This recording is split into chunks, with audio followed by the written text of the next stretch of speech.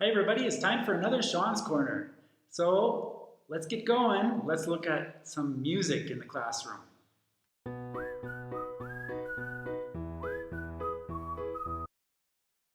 I bet the moment you hear as easy as A, B, C, 1, 2, 3, you're thinking of the Jackson 5, right?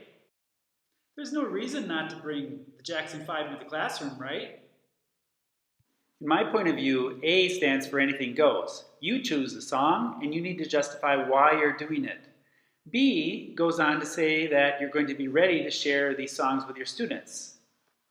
And it might mean that they might criticize your song, so be prepared for that. On the other hand, they might absolutely love it, and you might be sharing something from your past or a song that you think is just marvelous, and they could really enjoy it, and it would open up some new doors for them. C comes down to what kind of content are you going to emphasize? Are you going to think about the vocabulary? Are you going to think predominantly about the grammar that's in the song? Are you going to talk about the topic afterwards? Or are you going to do a combination of all three? So you do need to have a focus when you have a song. The ABC is done. Now let's go on to the 1, 2, 3. Going on to the 1, 2, 3. It's 3 easy steps. First, search on Google for your song, the title of your song, and after it, write the word lyrics. You should often get many different hits. After you've ensured the accuracy of the lyrics, you can then copy and paste them into Word.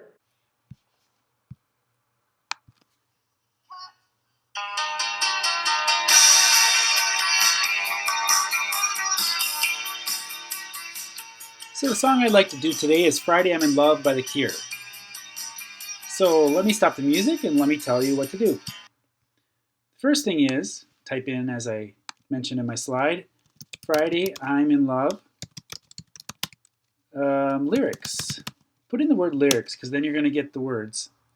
Then, this looks reliable enough to me. There are many, many hits. You know, you have lots here from different lyric sites. But nowadays, it seems like some of the best are just taking the black and white ones that are coming up right away. So I'm going to copy those. You can copy in your own way. I use Control C. And then I'm going to go over into Word, and I'm going to paste it in. As part of step 2, bold the words that you will remove. Keep in mind that rhyme can help, and sometimes some words are enunciated much better than other words. So do keep that in mind when you're trying to select your words. Also, try not to do too many in a row. Try to space them apart rather evenly. I've done a little formatting here. I like to make my title a little bit larger and in bold, and I always use dark blue. This is just International House Worksheets, but you can do whatever you like as a title. And then I've made the font a little bit larger. Now you'll also notice that I've gone through and I've highlighted words, and basically the words that I highlighted had to do with colors, and later we can talk about what the colors mean in relation to the days. A bit of rhyme to help. For example, Friday Never Hesitate, which rhymes with Sunday Always Comes Too Late and Saturday Wait. I need to do that again down here because this is actually repeated. I just saw that now.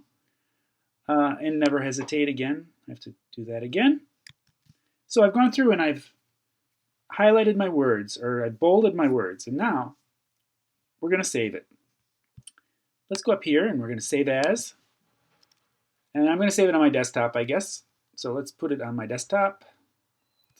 A lot of files around here. Friday I'm in Love. Gap fill.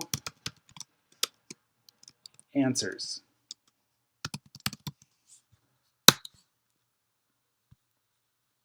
Okay. Super important, save this version of the file. So many times I've actually made my worksheet and then I haven't saved the answers, and sometimes I don't even remember. So save it as title, the title of the song, gap fill answers. Now in the same folder, before you do anything else, save the actual worksheet that you're going to give to your students, which is title, of the song, gap fill worksheet.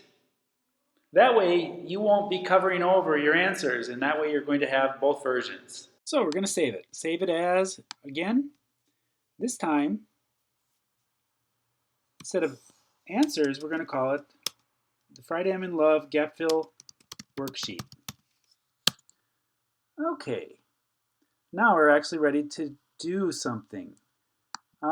First thing, before I show you my slide, which explains, is let's put in here my spaces, or a space. Let's put in a space. And then what I do now is I do a whole bunch of underscores to leave a space for the student's answers. And I copy and paste that underscore, and I go and I replace over every single bolded word that I've already selected. And so it's just that easy, really. Okay, so I've got this space here. I'm going to take and do Control X, which I'm going to cut it. And now I'm going to go through and I'm going to select the words. Oops, I didn't quite get the whole word. And I'm going to put in my spaces. So all you're doing is I'm using Control V to paste. I'm selecting the word and I type Control V, and it's replacing all of the words that I want the students to be able to listen to and insert. So this particular listening activity is about the topic, really, but I think they're going to have some fun trying to pick out the words because it goes rather fast. Songs can be a really productive way of bringing a little extra life into the classroom and to share something that you like, to also open up what students listen to, make them open to more new kinds of music, and perhaps to even enjoy listening to something that they've heard with their parents or they've heard somewhere else, maybe in the movies or with other family members. And now the fun part. You're ready to share, you're ready to listen, to discuss the song, like, for example, discussing why the days of the week are in a particular way. Of course you're going to share with your students, and I hope that you all enjoy. Hey, don't turn up the volume too loud. Have fun with it, and I'm really looking forward to seeing you in the teacher's room. Bye.